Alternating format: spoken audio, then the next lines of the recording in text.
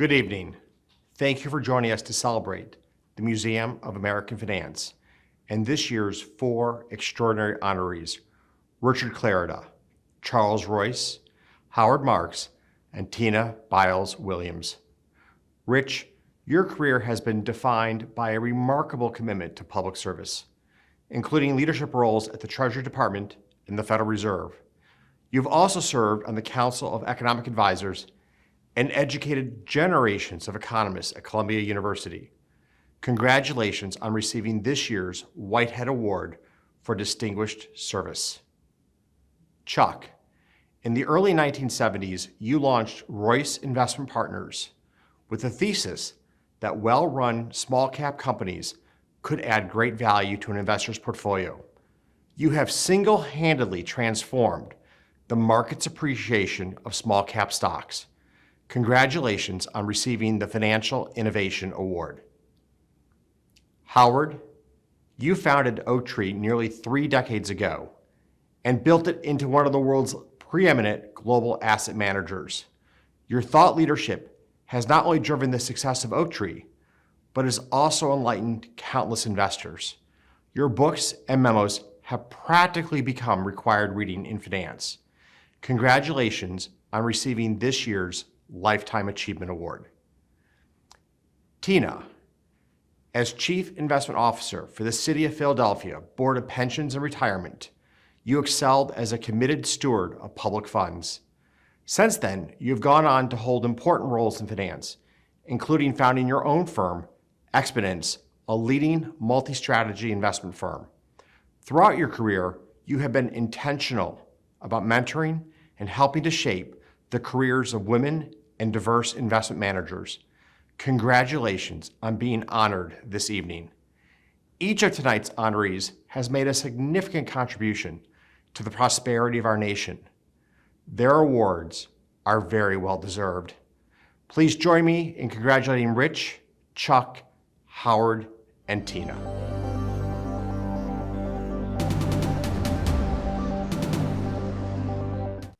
Good evening, everyone. I wanted to thank the Museum of American Finance for their commitment to recognizing the importance of our capital markets in the development of the greatest country and the strongest economy in the history of history.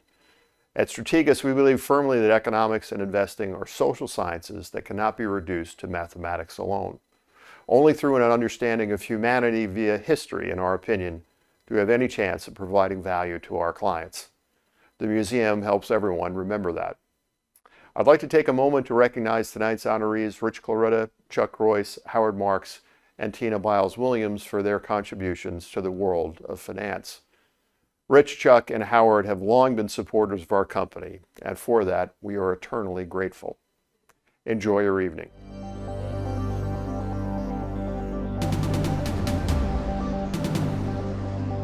Thank you to the Museum of American Finance for the opportunity to be part of such an important event.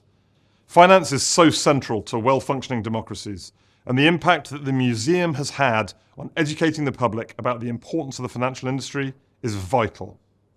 With that, I'm delighted to have the opportunity to recognize tonight's honorees, Richard H. Clarida, Charles M. Royce, Howard Marks, and Tina Biles Williams. Thank you for all you do and have done for the advancement of the financial industry. Congratulations on behalf of Oliver Wyman.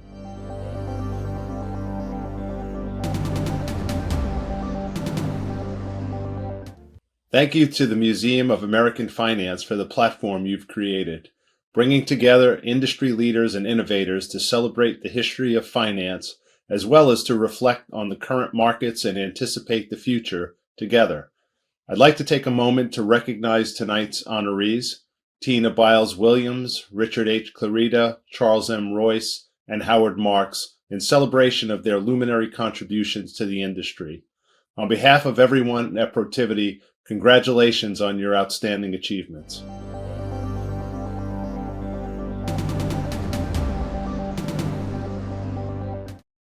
Good evening. I want to congratulate tonight's winners, Richard, Charles, Howard, and Tina. I also want to thank the Museum of Finance for all that you do for the American people.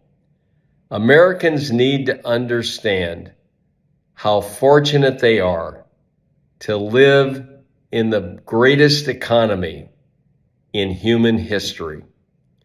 We have problems to address, but we all still live in the land of opportunity. The foundation of that incredible economy is freedom, rule of law, democracy, and capitalism. The museum communicates to the American people the crucial role that finance plays in creating this historically important economy. Again, congratulations to the 4 winners.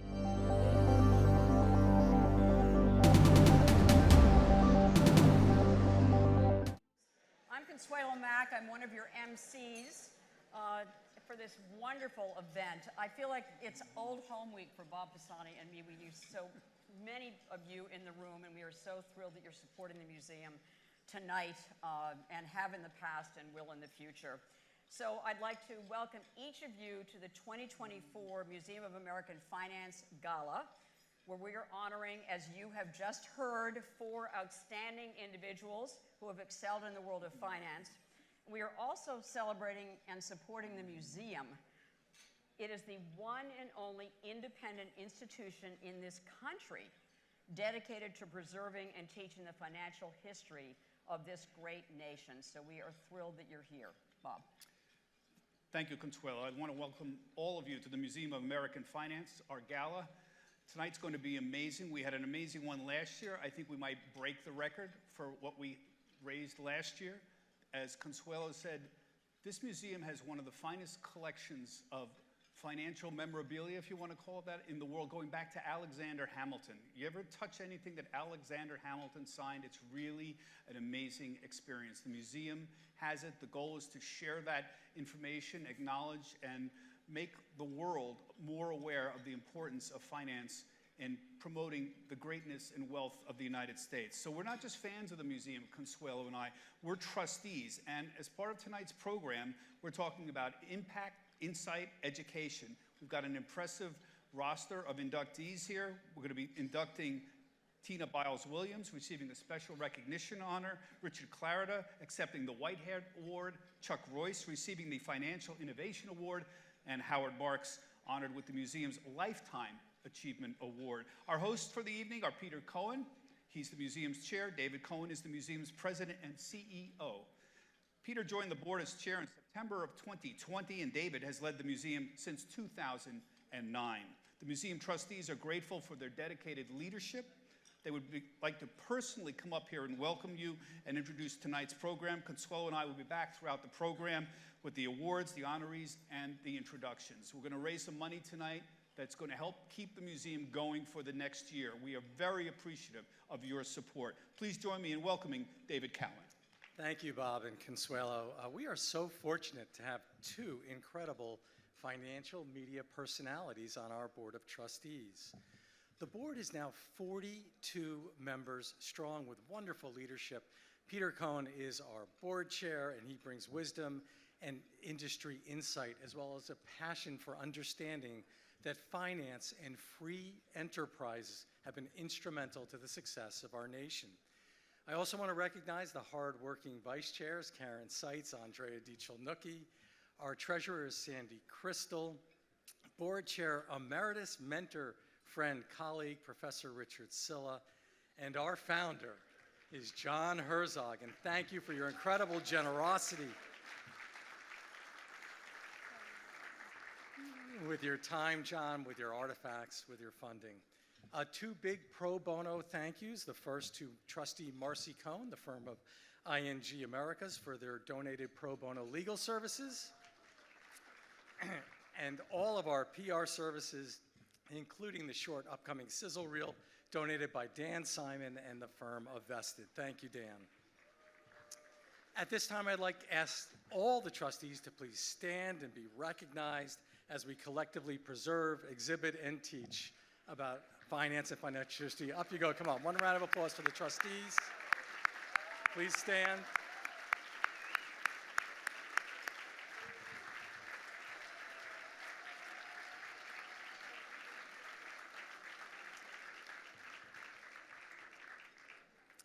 Special thanks to our Gala co-chairs for helping to make this evening a success, lending their name. Special thanks, of course, and we're sincerely appreciative of everyone who's donated tonight. Our presenting sponsor is the Howard and Nancy Marks Foundation. Our platinum sponsors are Citadel and Citadel Securities, Fidelity Center for Applied Technology, Oak Tree Capital Management. Our gold sponsors, Paul Weiss Rifkin Wharton Garrison LLP, Royce Investment Partners, and I'm thrilled to announce that Brookfield Asset Management came through. We are welcoming you as a gold sponsor, and their board is here tonight.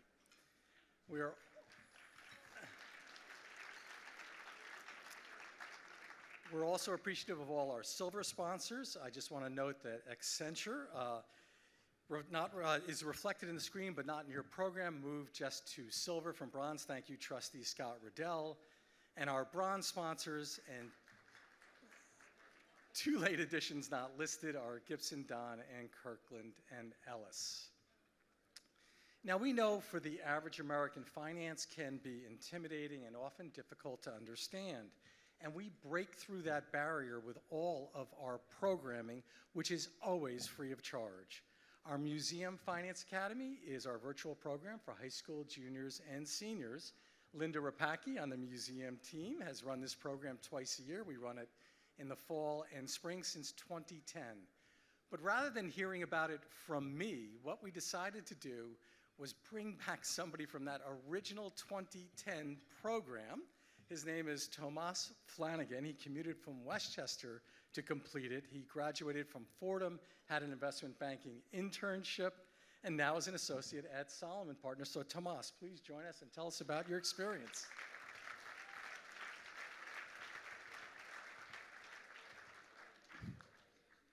Thank you, David. I initially learned about the museum and the Finance Academy program through my mother, who's a New York City school teacher. I reached out to Linda Rapacki at the museum and asked about the Museum Finance Academy, and was warmly welcomed by her and the team at the museum. I found the Museum Finance Academy, or MFA program, to be a transformative experience for me during my senior year of high school. And I appreciated the unique approach of using history as a tool to teach finance concepts. I would like to credit the MFA program for igniting my interest in finance as a career, for opening the door to valuable internship opportunities, and for the career I have today. Furthermore, I'd like to thank the entire team at the museum and its donors, including those of you in attendance tonight. Thank you for your continued support that provides financial education to its students at no charge. So Tomas is a great example of the impact our museum has in the lives that we touch. Each year we provide merit scholarships to the top performers. In the past year we awarded 10 such scholarships to some very well-deserving students, including 2 first-place winners who join us tonight. Lena Lynn was our spring first-place winner. She's a graduate of Hunter High School. She's now at Yale and was kind enough to leave in the middle of exams for us tonight. And Krish Bandari is our fall first-place winner. He's currently a junior at Stuyvesant High School. And I'd ask you both please to stand and be recognized for your achievement.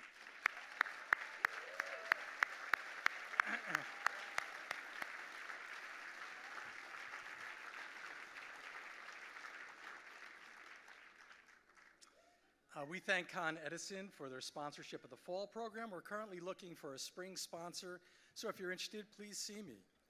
Now, our museum believes in the value of partnerships, and I'm going to highlight just 2.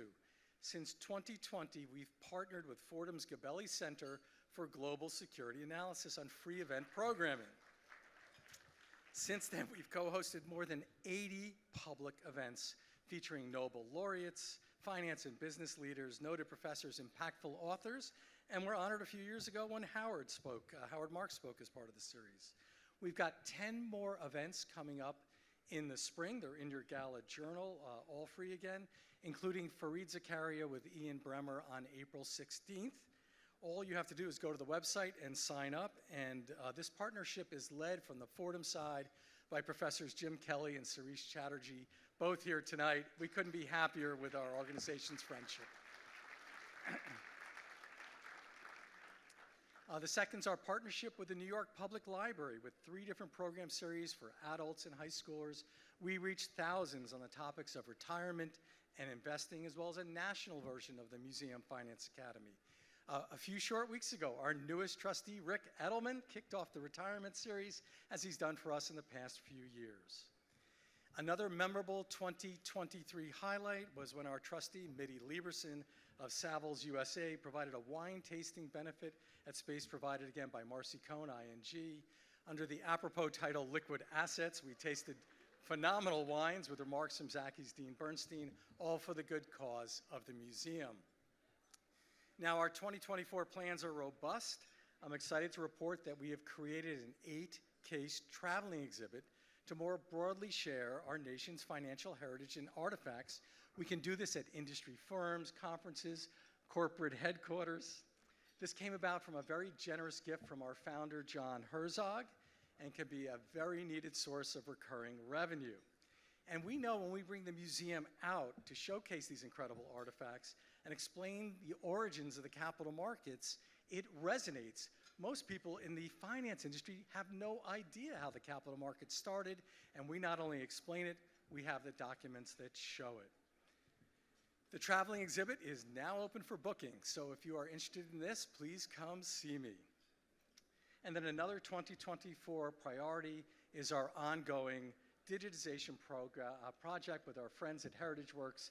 Their leadership is here tonight, Keir Walton, Charlie Turano.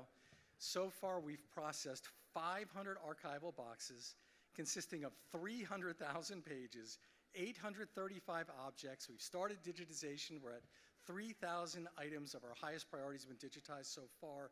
This does hold amazing promise because once digitized, we can interpret, explain financial history with the articles that made it possible. And what hasn't changed is our incredible magazine. Financial History, our deputy director is the editor, Kristen Aguilera. We publish 4 full-color issues a year, again, free of charge. She gets great feedback. We know that Warren Buffett reads it because he often sends her messages and notes, as well as to some of the authors. Related to the magazine, Chuck Royce has had a long-standing relationship with the museum and underwrote a dual project that featured content first on Where Are They Now? This was based on the historic 1956 Ford IPO and what happened to all those investment banks, as well as underwriting our genealogy of American finance. Thank you, Chuck.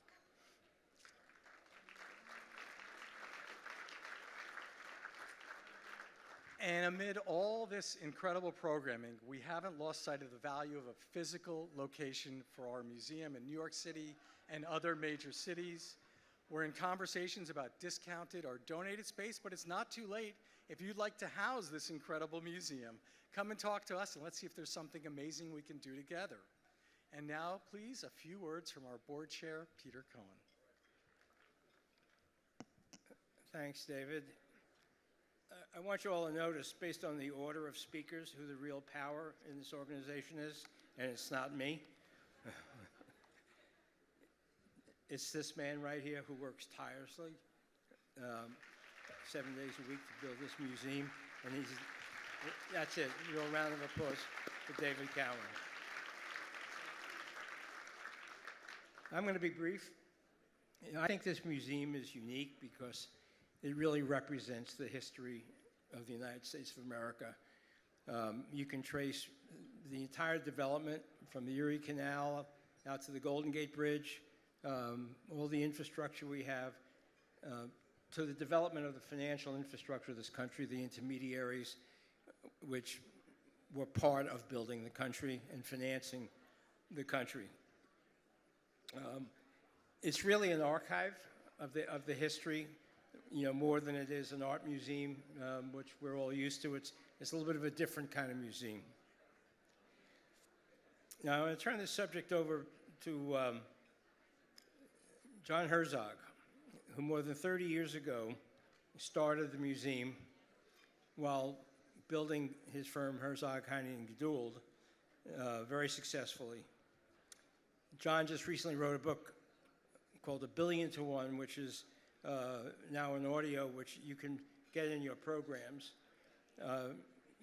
describing his career, and very much of his career was collecting. So John has very generously offered to contribute the bulk of his collection to the museum. And I'd like to give John Herzog a round of applause. I can't see where he's sitting.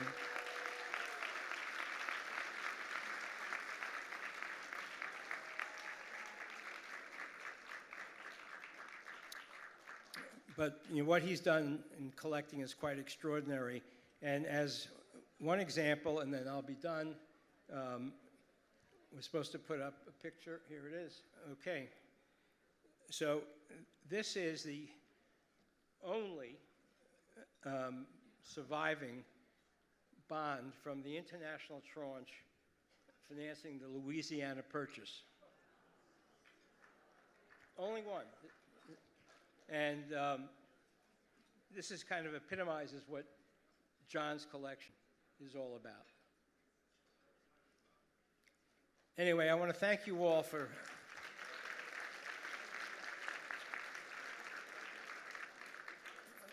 coming tonight, supporting our museum. I want to thank our honorees, just congratulate them, and I hope you enjoy the rest of the evening. Thanks, Peter. Our goal for this evening is to raise $1.5 million. We're doing pretty good. You can donate at any time during the program by texting to 44321 MOAF Gala. No need to put in capital letters. I want to thank Anthony Scaramucci, who has led the way with a $10,000 donation. So thank you very much, and we hope many of you in this room tonight will help us reach our goal.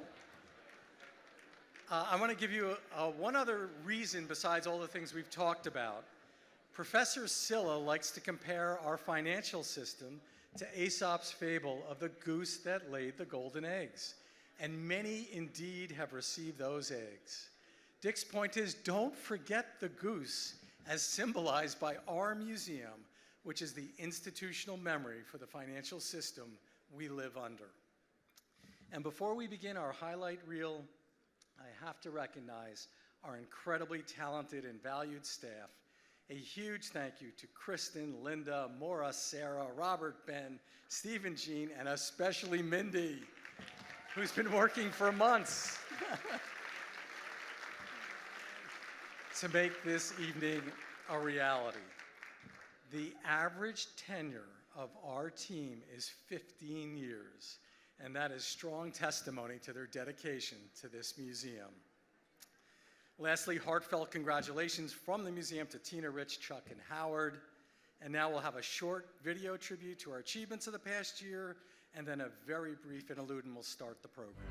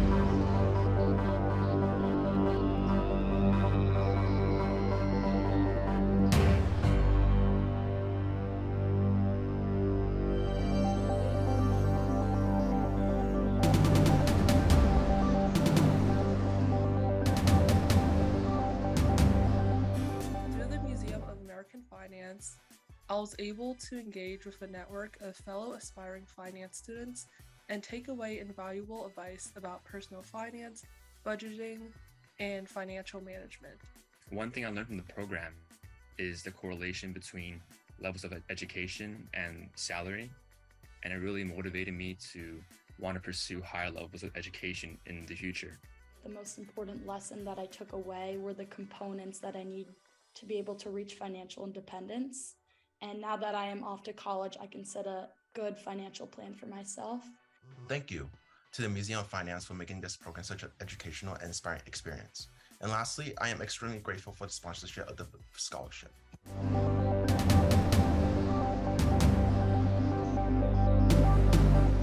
Something I learned in the program is the power of compounding and like how investing into stocks can give you a lot of money back. This program gave me a deeper understanding of the world of finance and how financial systems and institutions operate. One thing I took away from this program is how to invest into assets and stocks. I just want to thank the Museum of American Finance and Con Edison for this opportunity.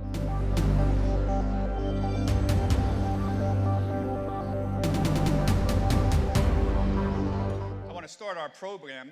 This evening, we're going to hear what makes our honorees such deserving recipients of the museum's awards and recognitions. Our first presentation tonight is to an individual widely regarded as a trailblazer in identifying and investing with talented entrepreneurial investment management firms.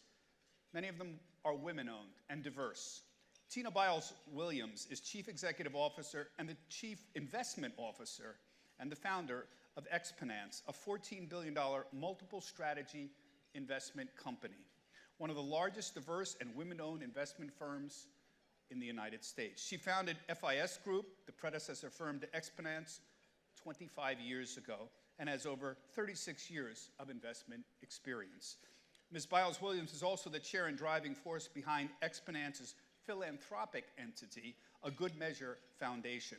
The foundation provides financial literacy education to inner city youth and supports programs to empower impoverished or marginalized women and children in the U.S. and internationally.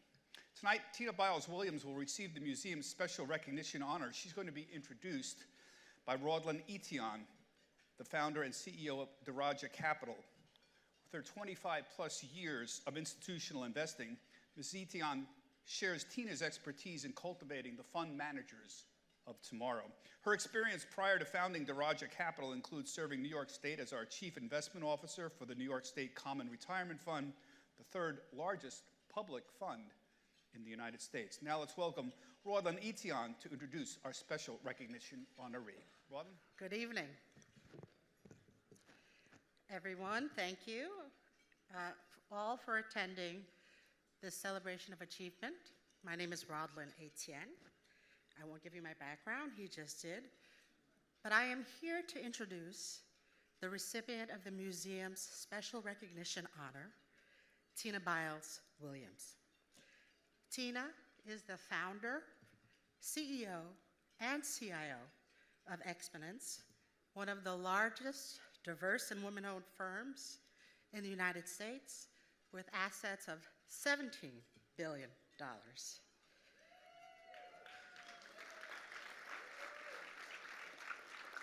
Tina is a trailblazer, not only for women and minorities, but for the industry as a whole. She is widely regarded as a pioneer in the field of identifying and investing with talented entrepreneurial investment management firms. For nearly 30 years, she has built an ecosystem and reputation for seeding and supporting diverse managers. Since inception, Exponence's multi-manager platform has funded almost 200 emerging managers, 60% of which were founded by women and diverse entrepreneurs. Through Tina's vision, Exponence has been a leading force multiplier in the drive to expand opportunities for diverse professionals and firms in this business. She has garnered recognition by a multitude of organizations. She has served on multiple prestigious boards. I'm not going to list them, they're all publicly available, but this is what I am actually here to say. Tina leads from the front, and it has been her personal mission to provide opportunity for those who pursue their dreams and who have ambitions of success in the finance industry. I am one of those to whom she has given opportunity, as she was my first boss post-MBA, and I was employee number 1.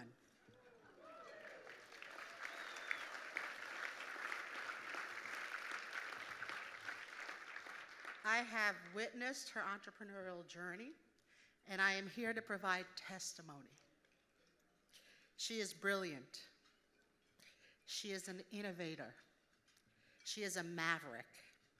She is a role model, particularly for women who, like me, follow in her footsteps. Tina, you're a true leader, a thought leader. Your impact is noble. It's visible. Those of us who have benefited, thank you. I am honored to ask you to come to the stage and receive your flowers today. Good evening, everyone. I want to first thank David and the board of the American Museum of Finance for this fantastic recognition in which I get to be mentioned in the same breath as of icons of our industry, such as Howard Marks and Richard Clarida and Charles Rouse. How cool is that?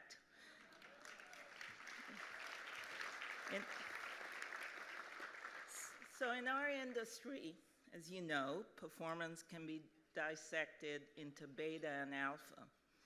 Beta is a performance derived from keeping pace with the market. Alpha is a performance that can't be attributed to the market. Like many of you, my betas were resilience, curiosity, and hard work. But as a Jamaican, as you might be able to tell, first-generation immigrant woman who came to this country with nothing but a decent high school education and the clothes on her back, I needed alpha to get from there to founding a $17 billion investment company. And that alpha came from some of you, my amazing teammates, some of whom are here, wonderful husband, and of course our client partners. You see, I am here because our early clients took a risk on our firm. 2 of them are here, Carmen Sierra, the treasurer of Hartford, and New York City's former CIO, Seema Hingarami, who is also the force of nature behind Girls Who Invest.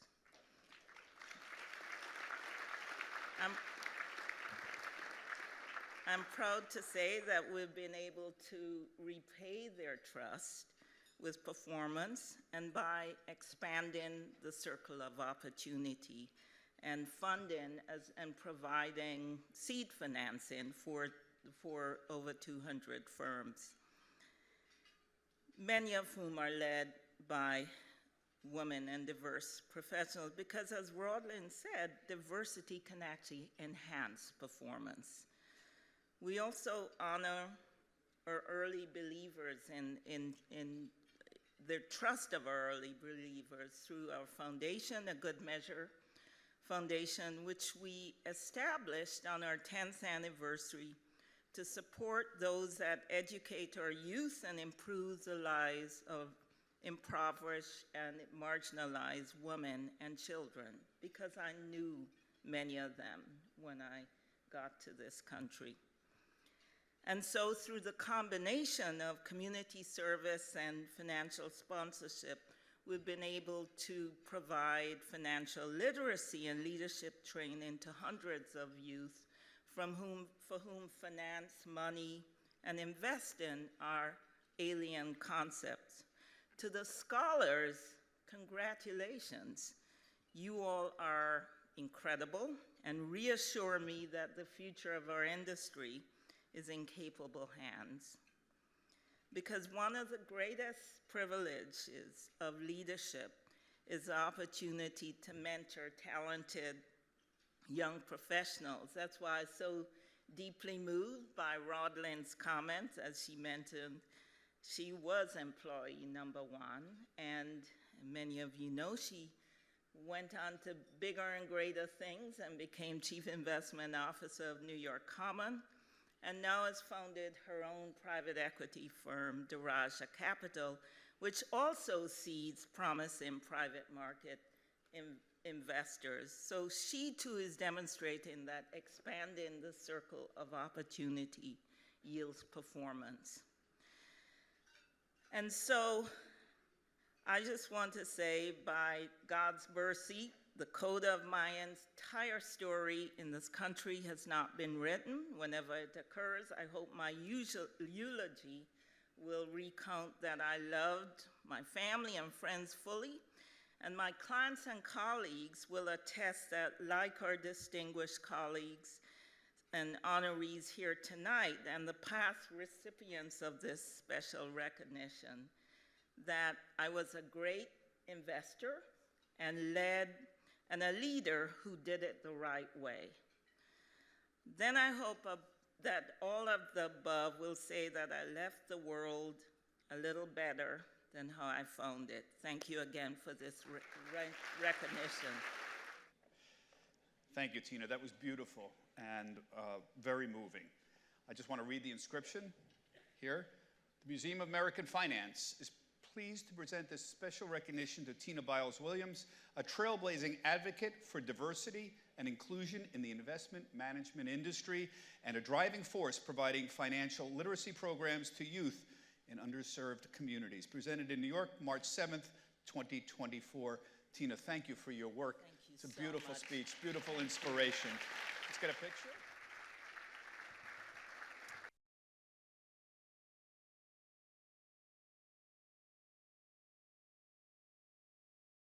Has arrived right now for the museum to present the Whitehead Award for Distinguished Public Service and Financial Leadership. And this award was first introduced by John Whitehead in 2008, who I had the privilege to know because of his early involvement in the museum as a basically formative years as the head of our advisory council. And it pays tribute to individuals. John established this award, and he wanted to make sure that we paid tribute to individuals who both demonstrated their professional excellence and commitment to service, but also commitment to public service. He was the legendary chairman of Goldman Sachs. I don't know if a number of people in the room knew him and certainly know of him. And he was known himself for his integrity and leadership. And as I said, public service. I don't know if you remember the 9/11 commissions and the reconstructed development of downtown Manhattan. John took on these almost seemingly Herculean tasks and succeeded in serving this country. He was also a Marine, and Rich Clarida and I talked earlier about it, that was part of D-Day and also Iwo Jima, made the landing of Iwo Jima, and was one of those humble people who never talked about that aspect of his life. I mean, he was a true hero. So the museum has recognized many outstanding leaders in the past with the Whitehead Award, including Paul Volcker and Bill Donaldson, David Rubenstein, Robert Rubin, Larry Summers, Tim Geithner, Janet Yellen, James Gorman, Roger Ferguson, and last year, Rob Arnott. So tonight, it is now the present. We are honoring someone who we all agree is worthy of this honor, who is a financial thought leader in academia, government, and Wall Street, Richard Clarida. Woo! So Richard currently serves as PIMCO's Global Economic Advisor. He is also the C. Lowell Harris Professor of Economics and International Affairs at Columbia University. And of course, he served as Vice Chairman of the Board of Governors of the U.S. Federal Reserve from 2018 to 2022, which were somewhat eventful years. And introducing our honoree tonight is another incredibly distinguished individual, Mark Carney. Mark is the chairman of Brookfield Asset Management. He is head of the transition investing at Brookfield, which is basically impact investing. I hope I've got that right, Mark. He has a passion for fighting climate change and improving the world's climate. He is chair of Bloomberg's board of directors, and he's so much more. He also served consecutive terms as governor of the Bank of Canada and then the Bank of England, which is a first to have those two roles. And he has been and still is involved in numerous international financial institutions, as well as global climate initiatives. And I can't think of a better person who is more qualified to introduce our Whitehead Award recipient than Mark Carney. So Mark, please come up. Thank you very much, Consuelo. Congratulations, Tina. It's an honor to follow you on the stage. And it is a great honor for me to introduce Richard Clarida. You have his resume. It speaks to a career of remarkable academic achievement and noble public service. And really, I think the best thing I can do is provide some context of how Rich has combined those two attributes to improve the welfare of the people of the United States and around the world. And I want to start with a lesson, if I may. And I've learned a number of lessons over the year in finance, most of them from mistakes, many of them from Howard Marks, and one from a colleague of John Whitehead's, a partner named Bob Hurst at Goldman, who taught me a rule that I found invaluable, that in finance, if it doesn't make sense, it doesn't make sense. And I had to think about it for a while, but yes. Beneath, in that tautology, there's a wisdom, because if someone in our industry explains something to you, and it could be a new product, or it could be why the valuation of a company is many orders of magnitude higher than everyone else, if that explanation doesn't make sense to you, ask them to repeat it. And if it still doesn't make sense, walk away. And you walk away because there's really only two explanations. The first is you're being sold something or encouraged to do something that really doesn't make sense. It's the latest form of financial alchemy. It's the newest version of the mythical risk-free return, or it's the current variant of the four most expensive words in the English language. And with this audience, I don't have to repeat what they are.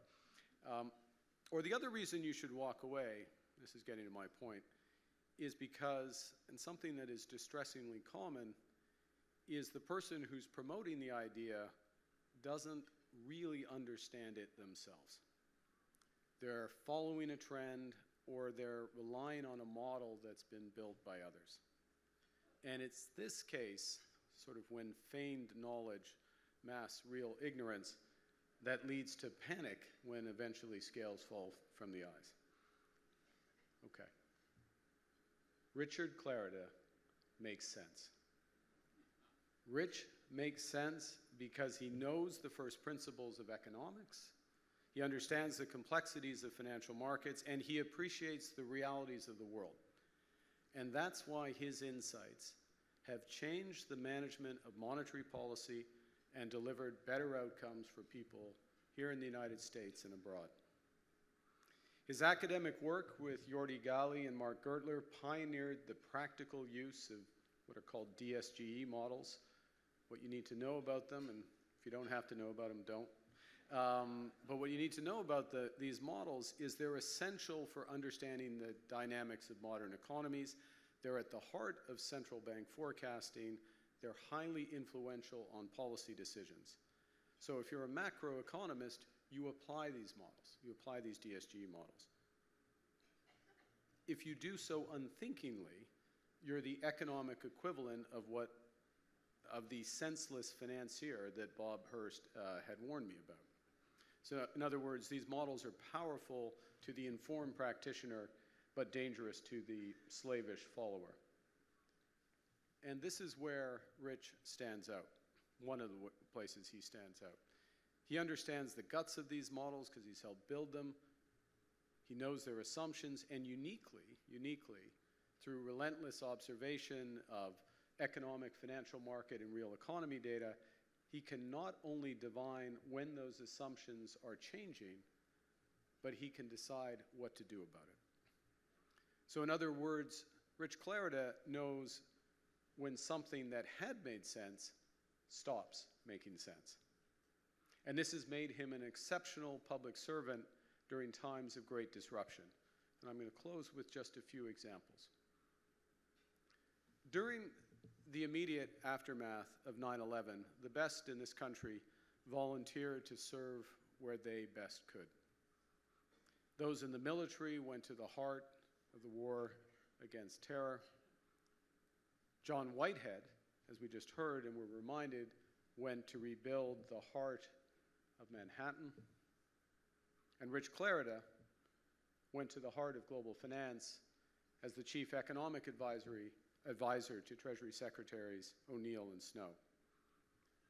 And this was a time when it was a beginning of a reordering of the global system amidst large global imbalances and the wars on terror and soon amongst currencies.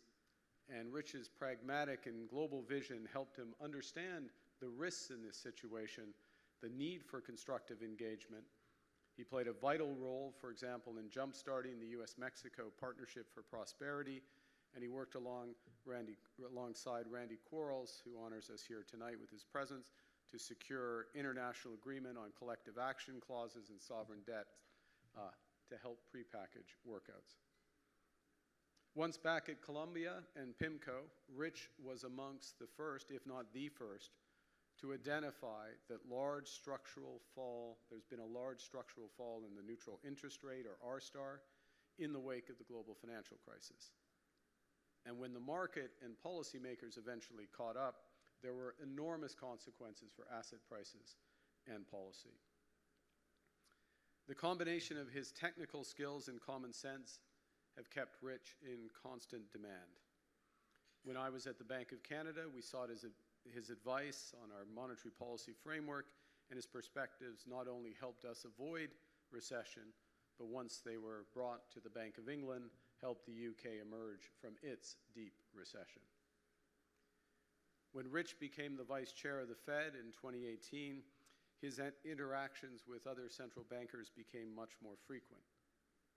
And many of those central bankers were already familiar to him because, like all great leaders, Rich had dedicated himself to developing others, including Ben Broadbent, who's Deputy Governor of the Bank of England, Philip Lane, who's the Chief Economist at the ECB, and even his successor, Phil Jefferson, who's now Vice Chair at the Fed.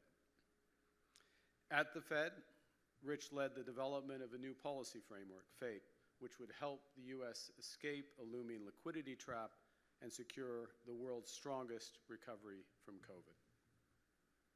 So to conclude, Rich's intellect, his pragmatism, and his generosity are role models for public service. They're what we need at this time of enormous structural change, of great risks and huge opportunities, opportunities that American finance can continue to play its vital role in seizing. They make him highly worthy of the Whitehead Award, tonight's honor, and it's my great pleasure to give you Rich Clarida. Thank you. Wow. Consuelo, Bob, Peter, and David, Gala chairs, trustees, and members of the Advisory Council, I'm thrilled and humbled to stand before you tonight to accept the museum's John Whitehead Award for Distinguished Public Service and Financial Leadership. John Whitehead himself and the list of previous honorees represent a who's who of policymakers, financial titans, entrepreneurs, and legendary investors, three of whom will be recognized tonight. So Tina, Howard, and Chuck, congratulations. I'm honored to stand among you this evening at this gala, which supports the fine work of the museum. I also want to offer up a hearty and heartfelt thank you to Mark Carney for his generous introduction. Among those of us like Randy Quarles and I who have traveled in international policy circles, Mark is a dynamo truly one of a kind. As Consuelo mentioned, he's piloted 2 G7 central banks through global financial crisis, chaired the Financial Stability Board, and provided peerless leadership inside the Bank for International Settlements and gatherings of central bankers. But before I move on, Mark, I do want to set the record straight on one matter. It may indeed be true, as Forbes magazine has written, that you are a rock star central banker. But I'm actually the only central banker with an album on Spotify, so just remember that.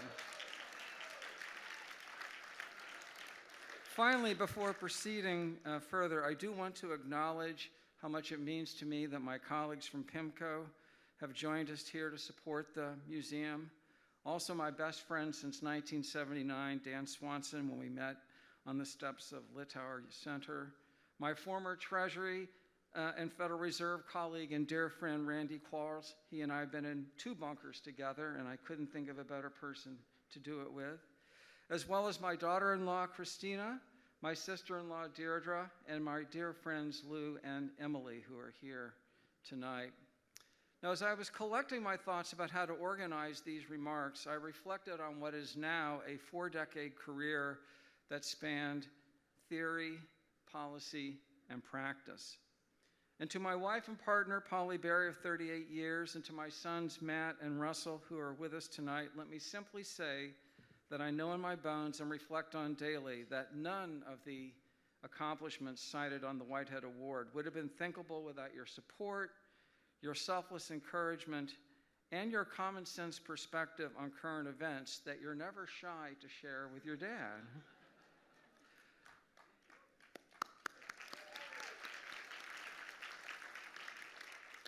I took my first economic policy job in Washington in 1986 as a senior staff economist with President Reagan's Council of Economic Advisors. I was then a 20-something and junior economics professor, but when offered the job, I accepted on the spot. I was hired by a fellow named Michael Musa, a member of the council who was a renowned economist from Chicago, and my job was to be his right-hand man, working on any and all matters in the vast policy priorities of the Reagan administration, which in those days, and may sound familiar, included tax reform, trade policy, and the last immigration bill to pass both houses of Congress. From Mike, I learned that I could, should, and would aspire to combine thoughtful economic reasoning with concise communication and a focus on producing analysis that was rigorous, relevant, and hopefully durable. It was around this time that I began to think about what a career that combined academics, public policy, and investment management might look like. And while it would be fair to say I had something like a plan, there was not really an available template to follow. It was becoming increasingly clear to me that there was an enormous chasm opening up between academic finance and the way real-world markets assessed economic data, and especially data relating to the Fed and to monetary policy. Now, at first, I found this state of affairs to be somewhat disheartening, but over time, I began to realize that it actually represented an opportunity for economic research. And it was within this context that my academic work that Mark kindly cited with Mark Gertler and Jordi Galli on the science of monetary policy came to be conceived and developed. 25 years later, the papers that we wrote together way back when are still being cited by professors, but it's even more gratifying to me that policymakers today still find them useful. Moreover, I would later come to discover that the framework that we had developed actually did start to close some of that chasm between academic finance and real-world financial markets. That discovery began to emerge after I was recruited to join PIMCO, Pacific Investment Management, in 2006, several years after my service as Assistant Treasury Secretary, during which time I did advise 2 Treasury Secretaries, fine men and outstanding individuals, Paul O'Neill and John Snow. While at Treasury, I worked on and advised them on a wide range of issues, 2 of which Mark made reference to. I'm also proud of the contributions my team at Treasury made to introducing nowcasting or real-time economic tracking into the toolkit of DC policymakers, especially after September 11th, when uncertainty about the economy was elevated. But after my years at Treasury and career in academia, I was not an obvious PIMCO hire. The company was looking to add a global bond portfolio manager who perhaps knew a little economics, but I was an academic economist who had never traded a bond in his life and still haven't. So PIMCO and I agreed to what was in effect a one-year audition, and 18 years later, I'm still there and still auditioning. Although the job description has evolved over time and now includes overseeing the firm's secular investment forum process, which Mark contributes to a great deal. It was at this forum in 2014 that I developed with my colleagues the new neutral thesis that because of fundamental changes in the global economy, interest rates, including those set by the Fed, would peak at much lower levels than have been the case historically. At the time that we were writing about the new neutral, the Fed itself was projecting that rates would ultimately return to the old neutral, the pre-financial crisis levels. In the end, the PIMCO call turned out to be correct, with the Fed's policy rate peaking at 2.5% in December of 2018. Indeed, by December of 2018, I had joined the Fed as vice chairman, and so had a chance to see the new neutral applied in practice.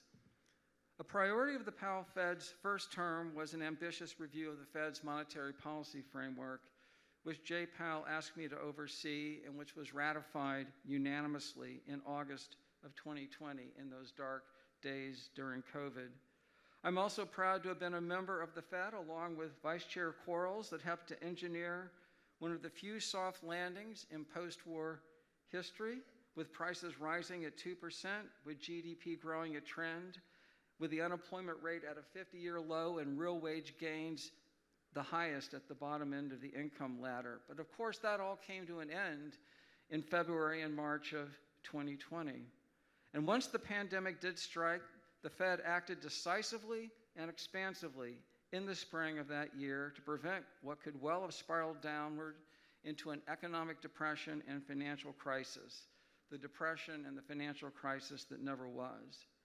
It has been said that the Fed's nimble and creative response to the pandemic collapse represents the Fed at its best, and let the record show that I agree.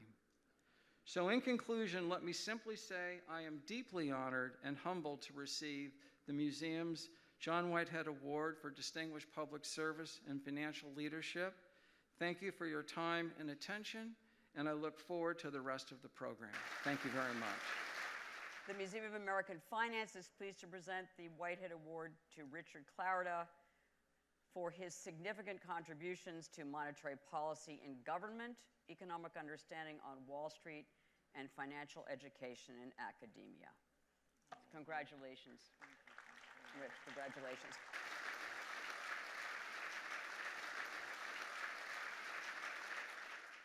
There are characteristics, I'm just listening to Tina and Richard. There's a self-effacing, there's characteristic, there's a humbleness, there's an emphasis on the team. It's really inspiring. This is time now for the Financial Innovation Award, which recognizes individuals who have brought pioneering changes to the investment world through their creativity and their vision. And this award was first introduced in 2016, and honorees have included Joe Ricketts, Ken Griffin, who you saw up there earlier, Larry Fink, Dan Schulman, Brian Moynihan, and last year's honoree, Vinnie Viola. So I know, all fantastic individuals.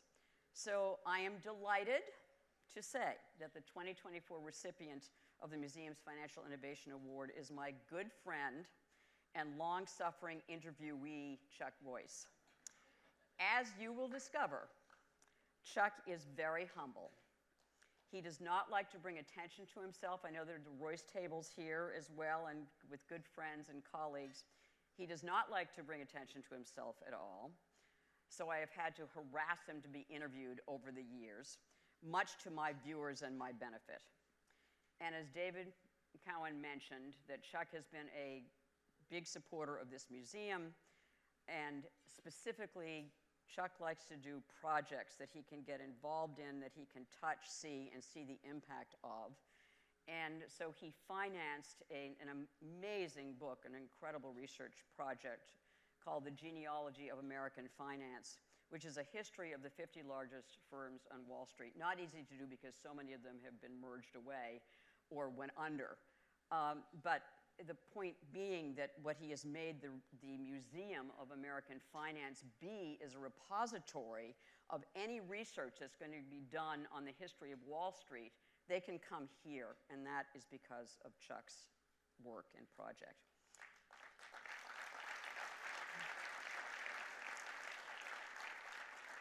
So Chuck is the chairman of Royce Investment Partners and the portfolio manager of several small cap funds. It used to be many, many more than several, including lead portfolio manager of his flagship Royce Pennsylvania Mutual Fund, which he has run, are you ready for this, since 1972.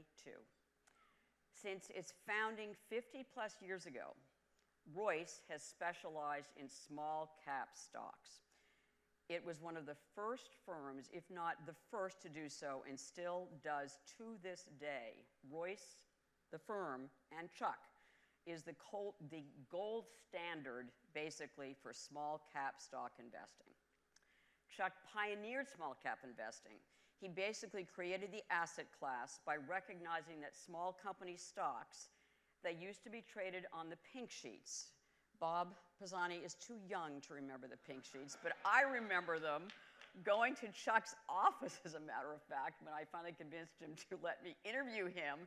And they were actually pink sheets of paper with lists of these little stocks. Some of them were penny stocks, but some of them were fantastic companies. And Chuck figured out in his just incredible research and his common sense, Mark, that they can be investment gems, that these companies can be investment gems, that they share common characteristics, they frequently move in concert, and they are under-researched and overlooked, as they are to this day. So a perfect area to mine for a value investor, which is what Chuck is. So let me tell you about Pennsylvania Mutual Fund. It has delivered 13.2% average annualized returns over the 50 years ended 12/31/23. Eat your hearts out, active managers. And it has beaten its Russell 2000 benchmark in the last, you ready, 3, 5, 10, 15, 20, 25, 30, 35, and 40-year periods, but who's counting? And you know how everyone follows Warren Buffett? What he's buying, there is an industry surrounding that. Well, it turns out that Warren Buffett has purchased 14 companies that have been in the Penn Mutual Fund over the years. And Chuck had to let them go. As he has described to me many times, it is a bittersweet moment when somebody comes and was willing to pay you much more than you paid for a company, but that you really like the company. But Warren Buffett definitely is following Chuck's lead. So that's my question. Is Warren Buffett following Chuck Royce? So I put that out to this audience. So I talked to a number of people about Chuck in preparation for this event, and colleagues, friends, and recipients of his incredible philanthropy. And so what are the qualities that Chuck has as an innovator, a great investor, and a philanthropist? And Chuck excels at all three. And I will be quick because I want to really give the time to Chuck and to Howard Marks after this. But here are some of the qualities that I think make a great investor. Chuck has endless and insatiable intellectual curiosity. He loves stories. He wants to know the stories of companies, and he wants to know the stories about individuals. And that, I'm going to tell you in a minute, extends to towns and buildings too. And investing in small caps, again, identifying the small cap asset class, but within the small cap asset class as well, he figured out that, hey, there are microcap stocks that act differently. And there are lots of value companies overseas as well, so they're doing a lot of international investing and early on in small caps. He has been incredibly generous behind the scenes to individuals who need advice and actual help. The Royce table knows this all. I'm not going to repeat many of the stories that have been told to me over the last couple of weeks. His dedication to improving communities. He has revitalized several towns. I mean, literally taken over the main street and bought buildings and encouraged local people to open businesses. So if you go to Westerly in Watch Hill, Rhode Island, if you go to Tannersville, New York, if you go to downtown Stamford, Connecticut, you're seeing bookstores, theaters, restaurants, I mean, just an amazing revitalization of places that had fallen behind. He has been active in the leadership of the Episcopal Church from the Archbishop of Canterbury on down, and he is spiritually curious and engaged as well. So everyone I've talked to, I've known Chuck for a long time, and it has been an honor to know him. And everyone I have talked to who has worked with Chuck, been a recipient of his generosity, and just his wonderful ear, his ability to listen to people and learn from them, has said he is a prince of a man, he is a brilliant investor, and I can't wait to hear what he has to say to us tonight. So Chuck, come on up. Consuelo is amazing. She has been a friend. We're trying to figure it out, maybe 30 years, something like that. And it's been my pleasure to get to know her. But more importantly, this museum has really served so many purposes, and I'm proud to have been a minor part. I enjoyed terrifically sort of thinking through this book on the history of our system, the history of the... And it's been just a total pleasure, and I want to thank the museum, of course, and our co-host, President and CEO David Cowan, and Chair Peter Cowan for the work they do to make this such an extraordinary institution. My wonderful wife is here. She has put up with me and all of my things that go on outside of the household. And I've terrorized her a few times with a few projects. And thank you very much, Deborah.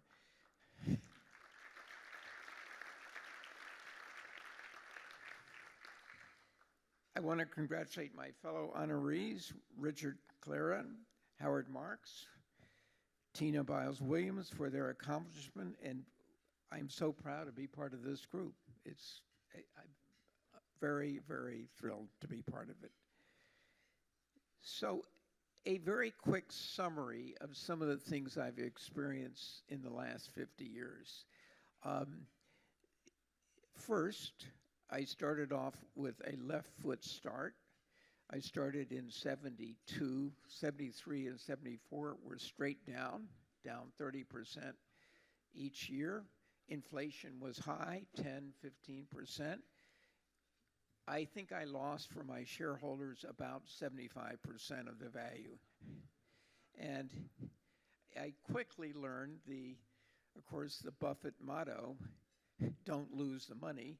And I learned the second rule, follow the first rule. So that took some time. The directors of my fund, by the end of 74, they said, Chuck, that's enough. You know, we didn't do so hot. It was an interesting experiment. I sort of got on my metaphorical knees and begged to go another few months. 75 came. The market went straight up. It was a strong year. We were up, thank God, 100%. And we settled into a different mode of try not to lose the money, and let's take a little more seriously the whole idea of how do you balance risk and reward. And the market took off, and we began to get asset flows. In those days, we were a weirdo. We were a no-load fund in the system of load funds. There were a few no-load funds, and we got publicity and we had success without really having a business plan. This was this new world of no-load funds, which gradually got bigger over time, but we were early on that idea. But we weren't part of the mainstream at all. We built a reputation and then approached registered investment advisors that were not part of the mainstream. These were smaller firms throughout the country, not New York City, and we showed up and marketed and told the story about how to invest. Now, the no-load fund had to be modified, so we created something called a C-share, which was a commission, but it was a level load, and it was a new thing, and it helped us introduce ourselves to this new world of how do you sell a broker-dealer who wants a commission but wanted to have some flavor of a no-load fund. So that was a development in the early 80s. Now, bingo, there was fortunately no index as to what a small cap was. Out of the blue, Russell, I think towards 86, 7, 8, announced an index, but they did us the disservice, maybe a service, of casting the index back to 78. So all along we were playing against an index we didn't even know existed. And that's true in our world sometimes. Okay, another big development for us was, let's see, all of a sudden there was something called Schwab. And we resisted going. Schwab was a custody type organization that, and I've gotten to know them quite well, and where we live in the South, I live 2 doors away from Chuck Schwab, so I apologize, Chuck. But he did the most interesting things is he extracted a fee from those people who wanted to sell through his firm. He did it very well. Fidelity, Schwab now dominate that market, and that was something we had to adopt for. I resisted it for several years. I was late to come into that. I didn't think it was, I didn't think it was perfect for us, but we did it anyway. Then Morningstar came along, and Morningstar sort of took over the analytical framework that Lipper had dominated for years, and Lipper kind of dropped the ball, and Morningstar came along, and they created this baseball-like diagram of 9 boxes, and you were placed in a box so that you were compared with something similar. In the case of our fund, Pennsylvania Mutual Fund, it was the blend box. Now, 500 funds are in the blend box.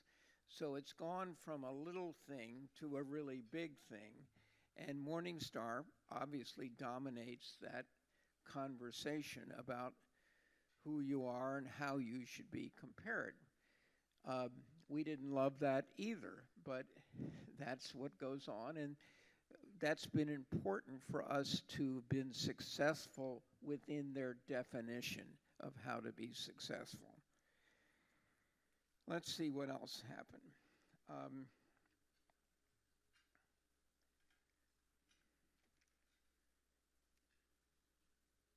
Well, ETFs came along. Bingo. Wow. Have they changed the world completely? They now, as we all know, are probably 50% of the marketplace, in the trillions of dollars. And we have an active fund. We have not gone full boat into ETFs, but they have certainly added flames to the kind of world that we compete in. It's been an evolving pattern. Probably the most significant thing, though, that has gone on is back in the 70s, there was this thing called the Nifty 50. And the Nifty 50 dominated the world. And when I was starting my fund in the 72, 3, 4, Nifty 50 was important. And then all of a sudden, we did well, and the Nifty 50 gradually dropped out of significance. Those were Xerox, Polaroid, let's see, some other companies that we recognize. It was significant in that the world was focused on the Nifty 50. Now, what is the comparison today? The world is focused on the Magnificent Seven. And there was this other in-between area in the internet bubble in the late 90s where the world was focused on eyeballs. And that is what the conversation was around, eyeballs. And that too had a peak moment.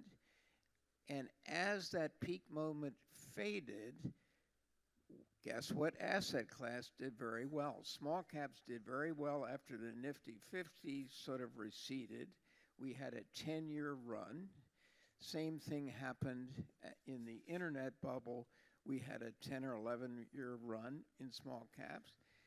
And perhaps the same thing could be happening today in the Magnificent Seven as they recede slightly. We've had the beginning of a very sharp rally in the small cap world in the last couple months.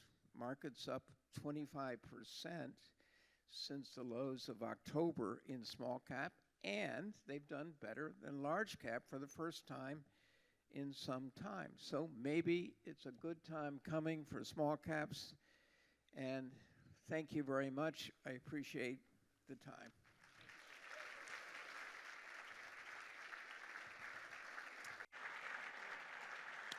All right.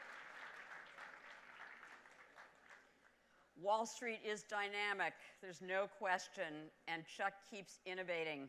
So, Chuck, Financial Innovation Award, an industry pioneer in small cap stocks and a recognized leader in small cap value investing for more than 50 years. May it long continue. That doesn't say that, but today. Yeah, all right, we're going to give you the award. I know, isn't that great?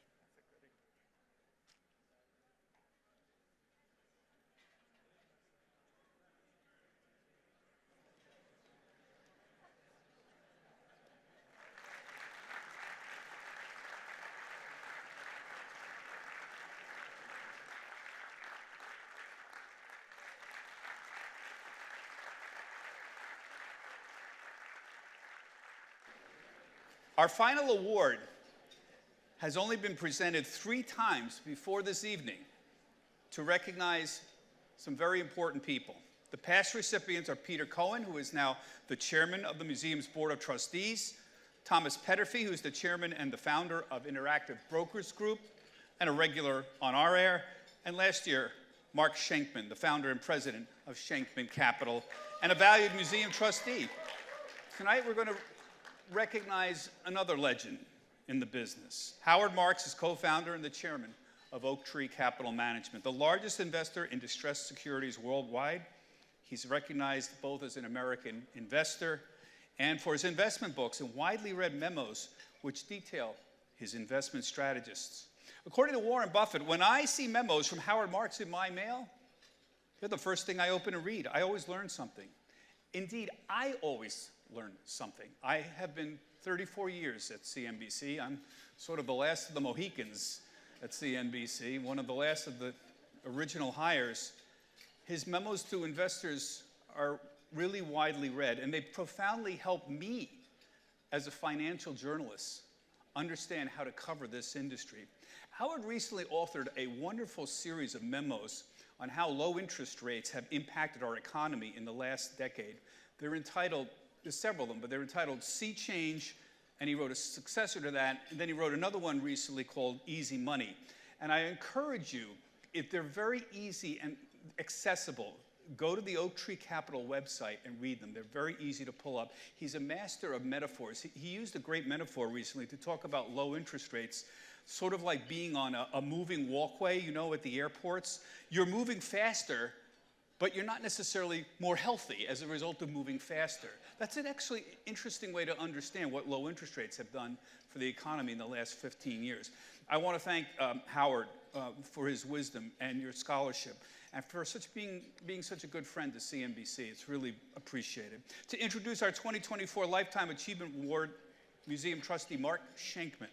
Mark Schenkman is the founder and the president of Schenkman Capital Management with 54 years of investment experience, 46 years of high-yield investment experience, one of the pioneers of the high-yield bond and loan markets. His long career in the financial markets includes senior positions at First Investors Asset Management, Lehman Brothers, Kuhn Loeb, and Fidelity Management. Mark is a very active philanthropist, a strong commitment to educational institutions. He's also on the board of the Museums of the American Revolution and Business Executives for National Security. Mark Schenkman is going to introduce his good friend now, an industry icon, Howard Marks, for the 2024 Lifetime Achievement Award. Mark? Good evening, and thank you, Bob, for those kind introductions. It is a great honor for me to introduce my friend and competitor for the last 46 years, Howard Marks. Our careers have traveled similar paths. We both completed our military service in the Army in 1969, and that was during the height of the Vietnam War. And we both then entered the financial world. Howard went to Citibank, and I joined New England Merchants Bank in Boston. We were both given what we thought were an exciting assignment, covering the Nifty 50. A group of 50 high-flying, large-cap, blue-chip companies. And since Chuck Royce brought it up in his comments, and this museum specializes in American financial history, I thought you might be interested. 16 of those 50 companies have been acquired or merged, and 10 have gone out of business. However, with their lofty multiples, the great performance did not last, and when the bear market of 1970 hit, these stocks plummeted nearly 50%. In 1978, the CIO of Citi Equity Group banished Howard to a new platform at the bank, which had no recognition, it had no benchmarks, and no acceptance in the financial community. It was called junk bonds and convertible securities. In 1973, I was also assigned research of the Nifty 50 at Fidelity Management Research. In 1978, Howard and I witnessed the birth of today's high-yield bond market. Howard quickly realized that this subsector of the fixed income market was incredibly inefficient, but with hard work and comprehensive credit research, the non-investment grade market could be exploited. In the early 1980s, the high-yield market was still in its infancy, but new issuance was rapidly growing as a result of the boom in LBOs. Howard would tell you he was at the right place at the right time. That is true. Howard recognized the extraordinary opportunity, and he capitalized on the growth of this new asset class. In 1985, Howard moved to Los Angeles and joined TCW. In 1995, when Howard departed TCW, he was managing only $7 billion in high-yield bonds and security assets. In that same year, he co-founded Oaktree Capital Management with 5 partners, including Bruce Karsh. In his wildest imagination, this is what Howard told me, he never believed that one day Oaktree would manage $10 billion in assets. Currently, Oaktree's assets under management are approximately $190 billion. Today, the total size of the leveraged finance market is a staggering $5 trillion. The phenomenal growth in the leveraged finance market is a direct result of Howard's tireless efforts to expand the market domestically and globally. Many of you know Howard from his wonderful memos, TV appearances, and books. Howard is a student of finance and financial history and truly understands the investment lessons of past market cycles. However, there's another side of Howard that I'd like to share with you that I feel is just as important. While Howard has achieved incredible success at the highest levels of global finance, he remains the same modest, private, and humble individual who I met over 4 decades ago. For an individual with such extraordinary record of success, these outstanding qualities are remarkable and rare given his achievements. Howard is a true legend and trailblazer on Wall Street. For these reasons, Howard's most deserving recipient of the Museum of American Finance Lifetime Achievement Award. Please join me in honoring Howard, a friend and one of the founding fathers of today's leveraged finance market. I have a lot of people to thank tonight. I'll start with Mark. He got me into this, so I said he had no choice but to introduce me. I appreciate the comment about humility. It reminds me of Winston Churchill, who said, he's a humble man and he has a lot to be humble about. I also want to thank the museum, David Cowan and Peter Cohen in their leadership roles, Bob Pisani and Consuelo for doing the emceeing job tonight, the honorees, Tina, Rich, and Chuck, who joined me up here. I'm very pleased to be associated with all 3 of those, and I thank their introducers. I thank my many friends who are here tonight, and most importantly, perhaps, I thank my colleagues from Oak Tree and from Brookfield and from the Brookfield board. They wanted to test the fidelity and faithfulness of the Brookfield board, so they made them all come tonight. Now, we're all interested in history, that's why we're here, and I have a little history about this building. The same month that I started in the investment business, in 1969, I brought my wife Nancy here to see a movie. Who knows what it was?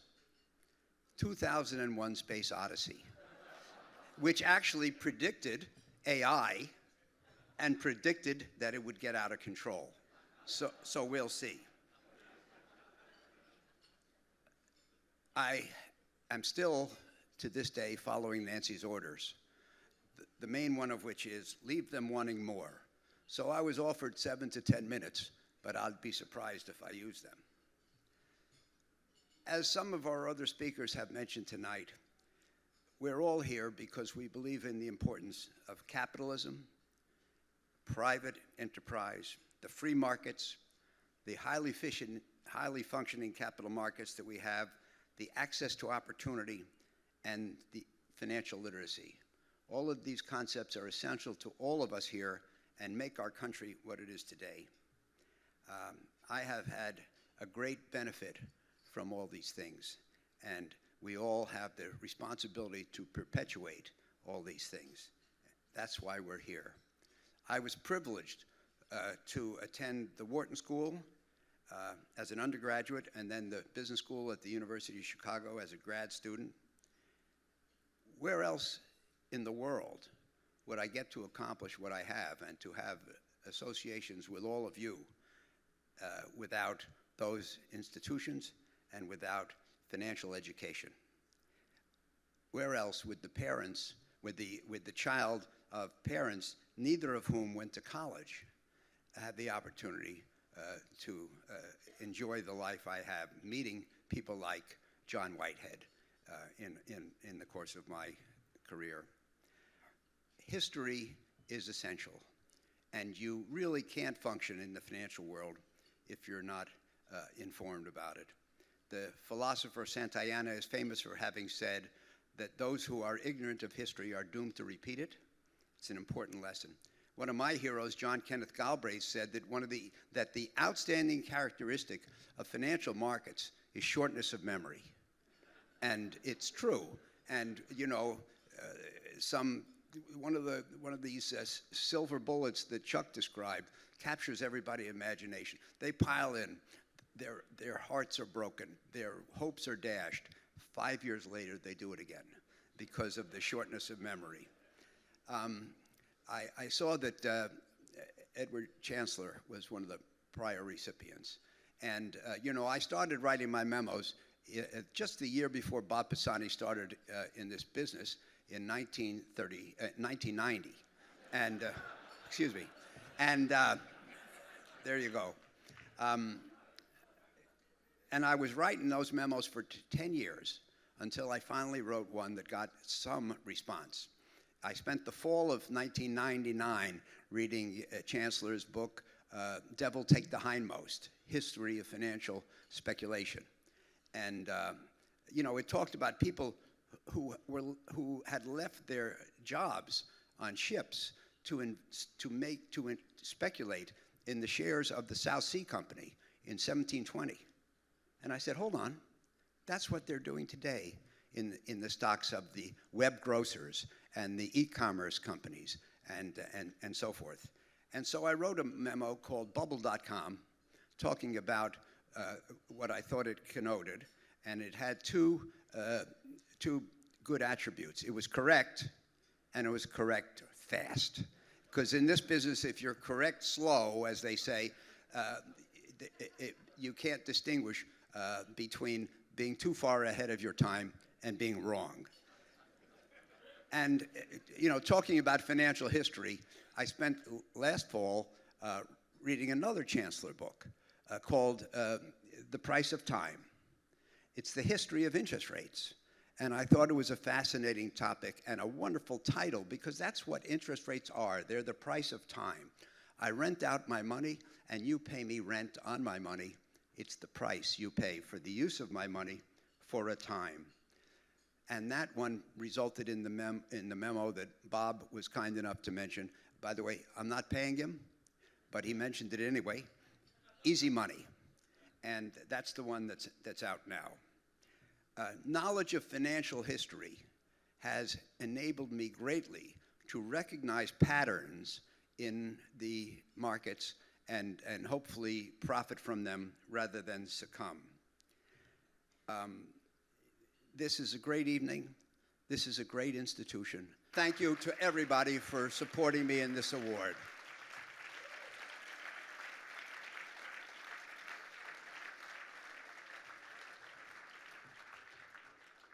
Thank you, Howard. And Museum of American Finance, pleased to present the Lifetime Achievement Award to Howard Marks, a pioneer and visionary leveraged finance investor whose writings are legendary and widely acclaimed by the investment world. Presented in New York, March 7th, 2024. We hope to see you all next year. Thank you very much.